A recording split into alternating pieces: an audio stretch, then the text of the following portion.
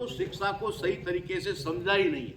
अगर समझा होता तो हम लोग आज तक शिक्षित हो गए होते, लेकिन हम शिक्षित नहीं हुए क्योंकि हमने शिक्षा का टारगेट रखा नौकरी, और नौकरी करने के उद्देश्य से पढ़ा, नौकरी नहीं लगी, हम हो गए निराश, डिमोरलाइज हो गए, ना करके रहे ना घाट के रहे। एक शिक्षित किसान बेहतरीन खेती कर सकता है, एक पढ़ा लिखा मजदूर बढ़िया से काम कर सकता है, एक पढ़ा लिखा कारीगर बिल्डिंग को इंजीनियर के मुताबिक अंजाम दे सकता है। पढ़ाई जो है वो हर क्षेत्र में जरूरी है। अगर आप नौकरी को टारगेट लेकर के पढ़ाई कर रहे हो तो आपका पढ़ाई करना बेकार है, क्योंकि आपने नौकरी के लिए की, नौकरी नहीं लगी, इसलिए आपने उस शिक्षा की अहमियत को खत्म कर दिया, छोड़ दिया।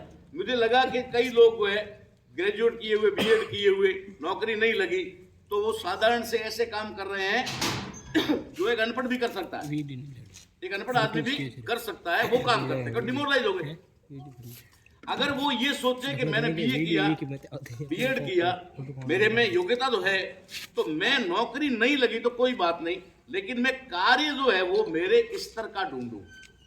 जैसे बिजनेस हो गया, ठीक है ना, व्यापार है, कर सकते हैं आदमी कहीं पर भी, यहाँ नहीं तो बाहर जाके कर सकता है। यहाँ परिस्थितियाँ खराब है। मैं आपको बताऊं, हमारे यहाँ के बहुत सारे लड़के मुझे साउथ में मिले जो महीने का 3-3 लाख रुपए कमा रहे, 1.5-2 लाख रुपए नॉर्मली। और काम क्या है मालूम है? कोई बिजनेस नहीं बड़ा, सिर्फ एक चाय की थड़ी लेके बैठे। साउथ में चाय का क्रेज बहुत है, गुजरात से आगे आगे चाय का क्रेज बहुत है, हर आदमी दिन में 10 बार चाय पीता है। वो हमारे यहाँ के SC ST के लड़के, वहां कोई नहीं पूछता तुम किस जाति के हो, यहाँ तो चाय की दुकान खोलोगे लोग पूछेंगे।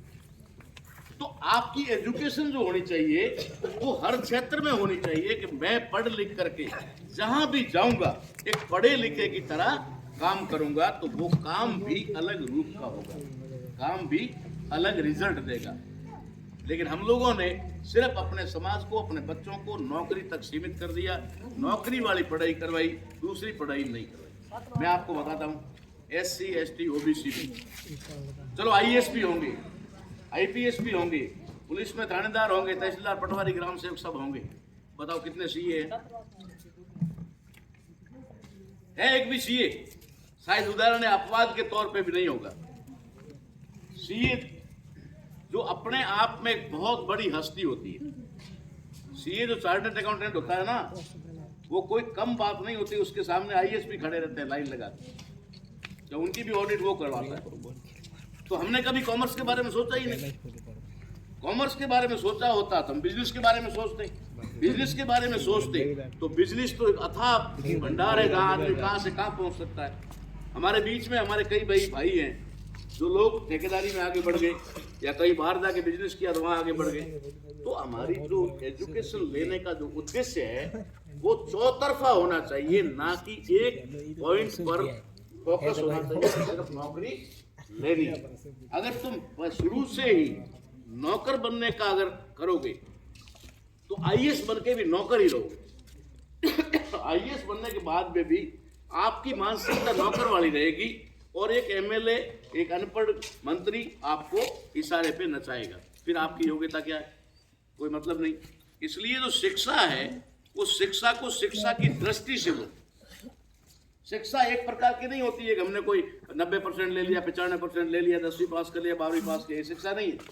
शिक्षा आपको व्यवहारिक शिक्षा भी लेनी पड़ेगी, आपको व्यवहारिक शिक्षा भी होनी चाहिए, क्योंकि राष्ट्र निर्माण के अंदर अक्षर ज्ञान से ज्यादा व्यवहार काम आता है। और हम बच्चों के अंदर जो है देश का भविष्य देख रहे हैं, बच्चों का नहीं, देश का भविष्य देख रहे हैं।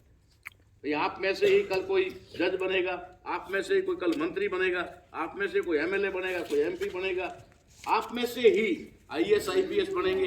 तो ये देश के निर्माण में आपकी भूमिका है।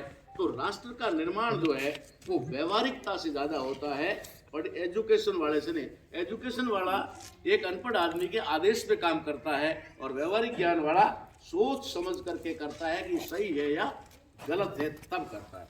इसलिए शिक्षा जो आप ले रहे हैं, जो आप एक कंपटीशन के माध्यम से ले रहे हैं, एक क्वालिफाइड होने के लिए ले रहे हैं, डिग्री के लिए ले रहे हैं, उसके साथ साथ आपके अंदर अपने समाज का, अपने वर्ग का उत्थान कैसे हो, मेरा राष्ट्र आगे कैसे बढ़े, इसके बारे में भी हमें सोचना चाहिए। वो जो सांस्कृतिक राष्ट्रवाद उसकी नहीं कह रहा मैं भौतिक राष्ट्रवाद की बात बता रहा हूँ, ठीक है ना। मानसिक रूप से लोगों को गुलाम बना करके और राष्ट्र का निर्माण नहीं किया जा सकता। लोगों को स्वतंत्र दिमाग से ही